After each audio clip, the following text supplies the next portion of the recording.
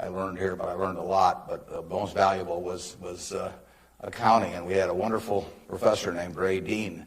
He was, I'd been to the Wharton School. I went to Columbia Graduate School subsequently, and I took a lot of accounting courses, but by far the best instruction I received in accounting came from Ray Dean, and there's nothing more important.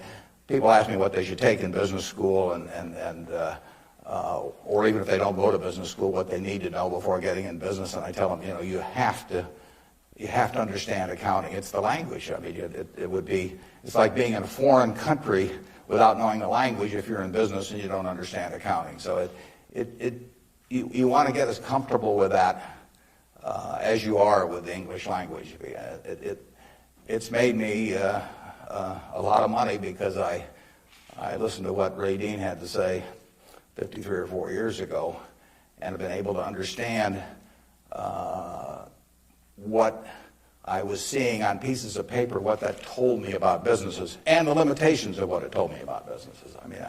But that's the way we invest. Yesterday I was in Knoxville, Tennessee, and we bought a company. We agreed to buy a company called Clayton Homes about a week ago. It's a big company in the manufactured home business. We agreed to pay $1.7 billion for it. I made that deal over the phone without ever meeting the people there, but I had seen enough through reading 10Ks, 10Qs, annual reports, but looking at figures, what they tell me in terms of the kind of people even running the place, the kind of accounting decisions they make and so on.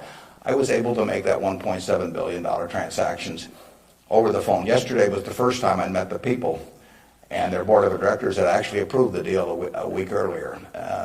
So it's, I couldn't have done that if I hadn't have, had a great time at Ray Dean's class 53 years ago. So if I'm going to tout one thing, aside from this particular leadership class, of course, if I'm going to tout one thing, I would tell you that get comfortable with it.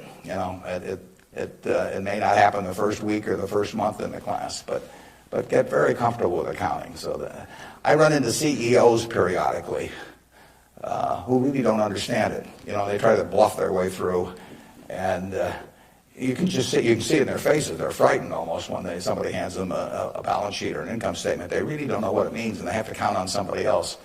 And that's something you shouldn't count on. We make all our acquisition decisions ourselves. I mean, we don't call in consultants or anybody. We don't call in investment bankers, much to their disgust. No investment banking fees in the Clayton Homes deal, because it's my responsibility running Berkshire to understand enough about our acquisition decisions to make them based on the numbers that I see and what I see there.